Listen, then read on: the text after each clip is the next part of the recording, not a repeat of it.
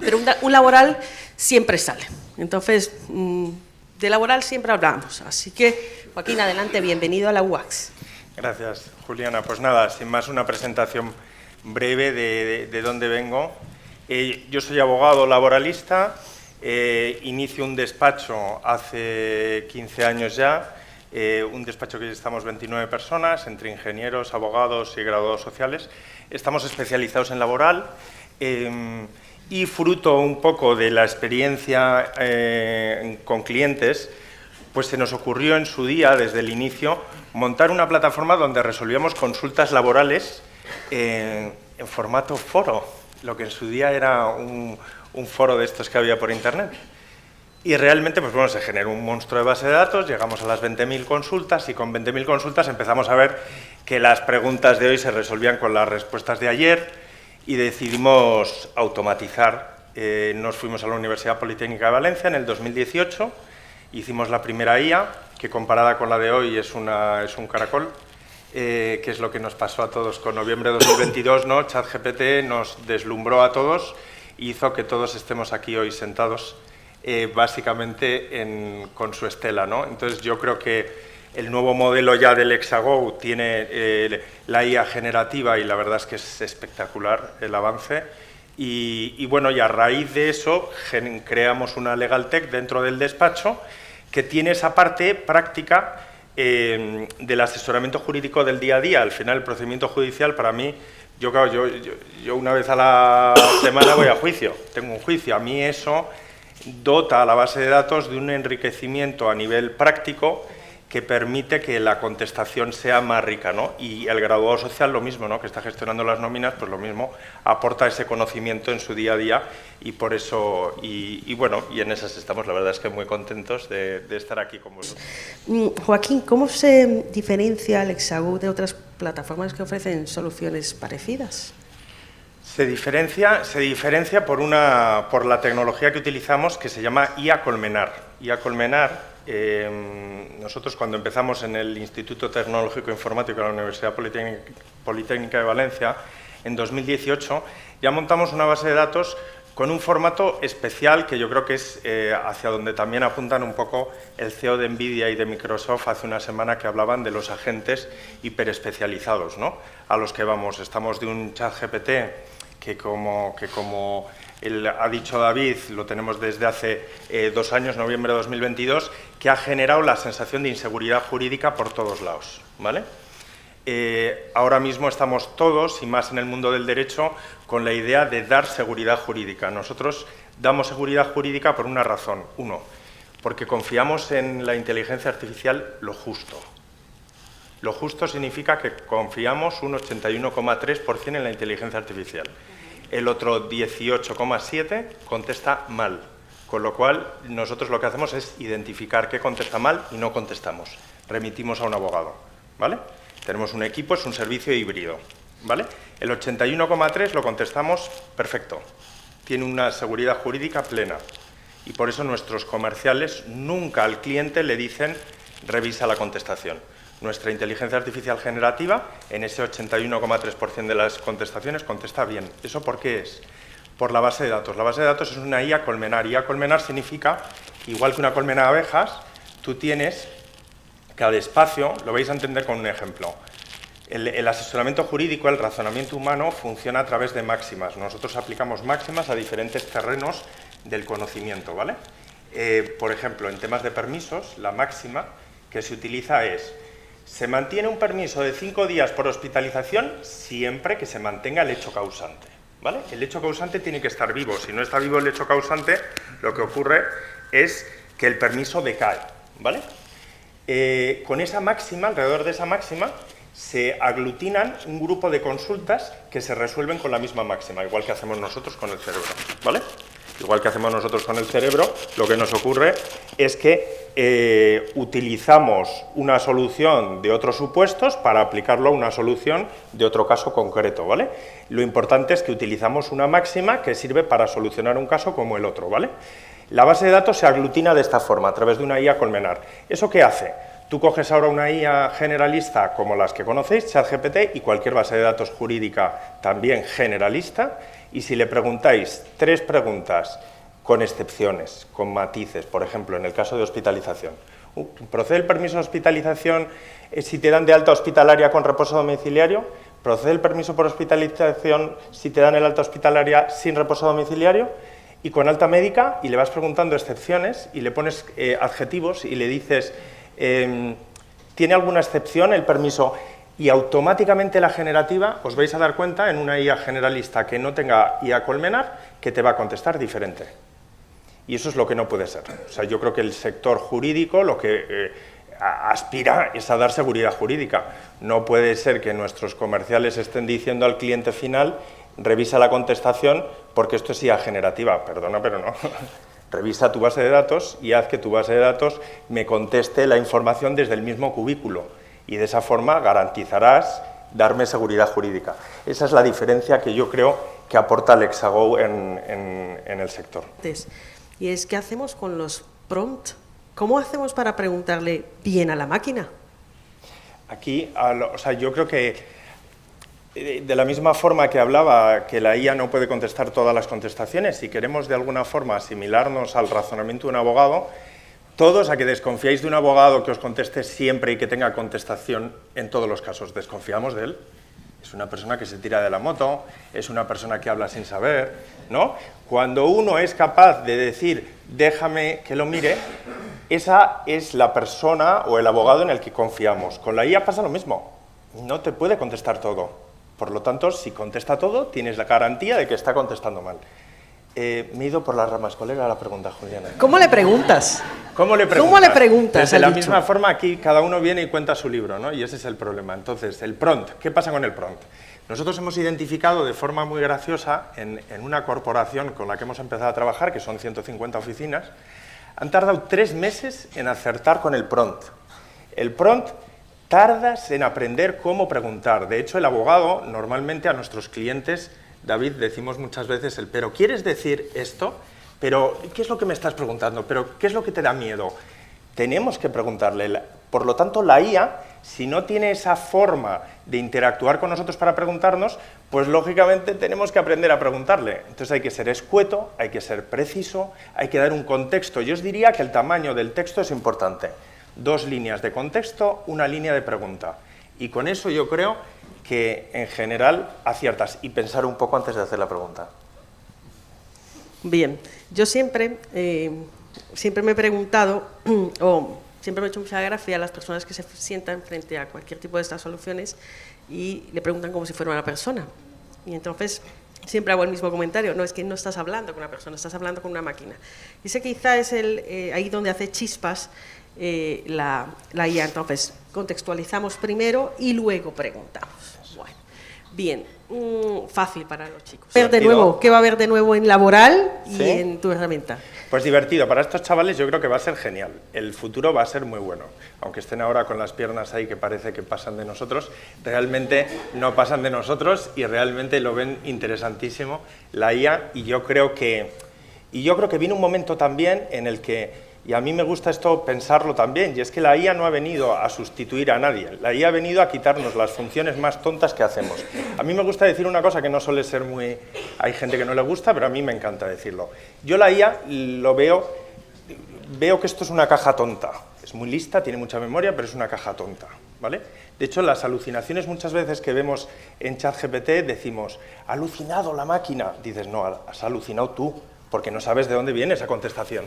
Pero si te pones durante 2 días, 3 días, incluso 14 días, a revisar el origen de esa pregunta, te darás cuenta de que no es una alucinación, de que la alucinación, el que alucinas eres tú. Y tú lo que pasa es que no sabes de dónde viene. En una base de datos como la nuestra, una IA Colmenar, en la que hemos quitado toda la paja y nos hemos centrado en lo únicamente importante, las alucinaciones las detectas en 1 minuto. Y sabes de qué viene. Y es un sin embargo mal puesto. Estamos hablando de una caja tonta con una memoria maravillosa y prodigiosa. pero hay que saber también poner las cosas en su sitio y por eso yo creo que el futuro es un futuro muy prometedor. Yo creo que se nos va a subir el agua hasta el tobillo. Bueno, no hablemos ahora de agua porque agua no es el momento de hablar de agua, pero efectivamente el conocimiento sube, vamos a quitarnos funciones muy recurrentes, muy tontas y vamos a poder todos los especialistas centrarnos en tareas que aporten más valor, con lo cual la evolución a nivel de conocimiento como sociedad va a ser brutal.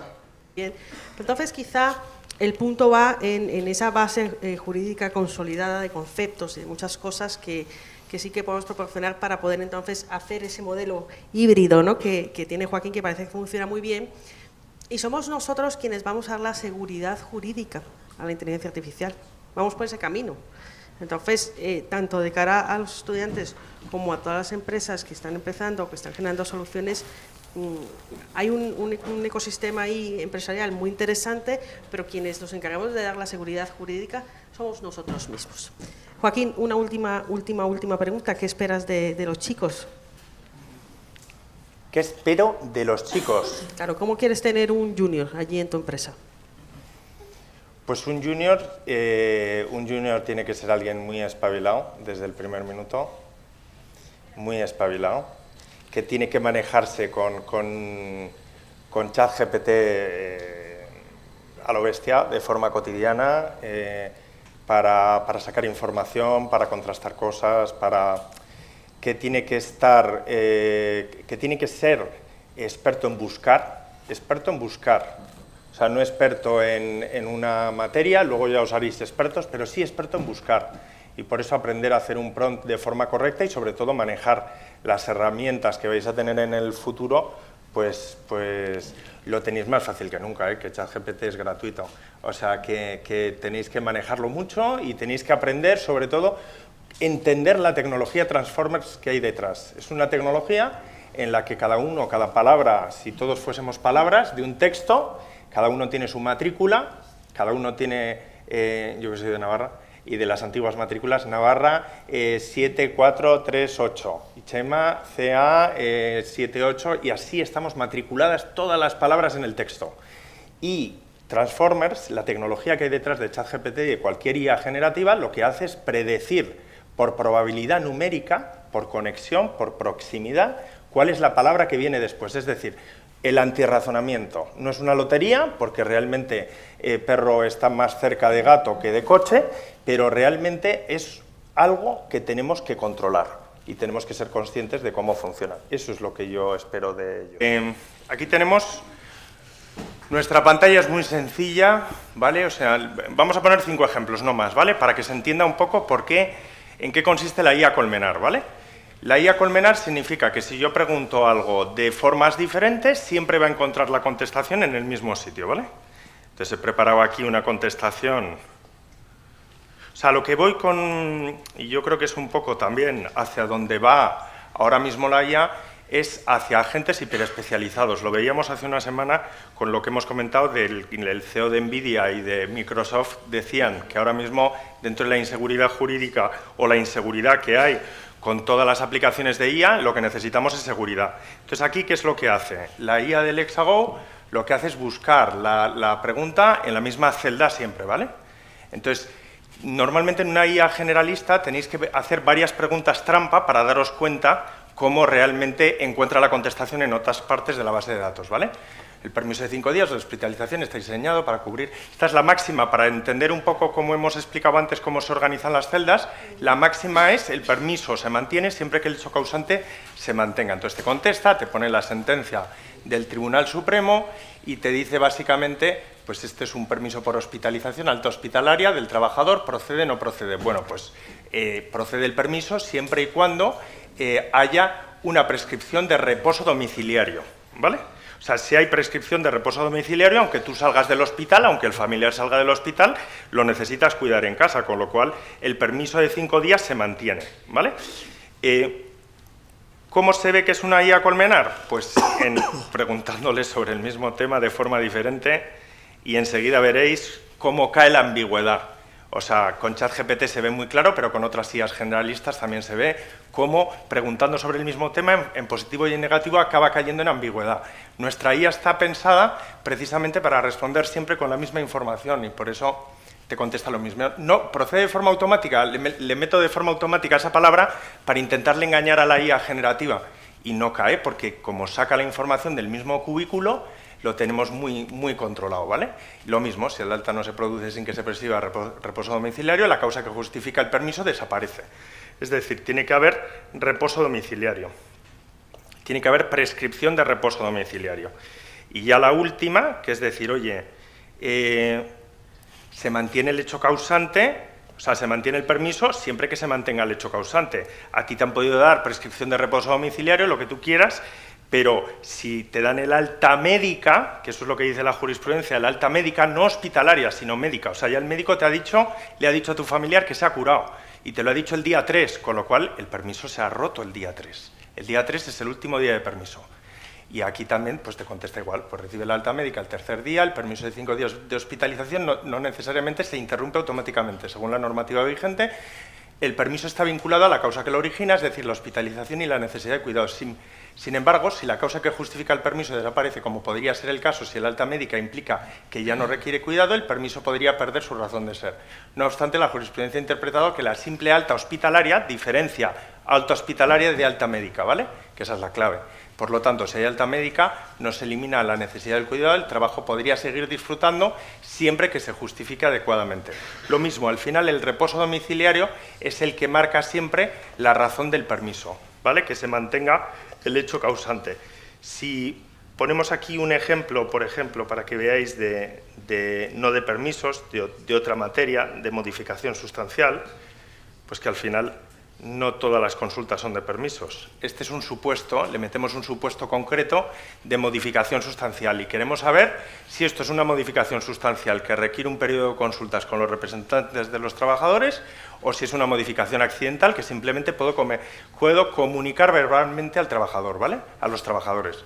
En el mes de junio o julio los trabajadores disfrutan de una jornada intensiva con horario flexible de 7 a 8 y de 2 a 3.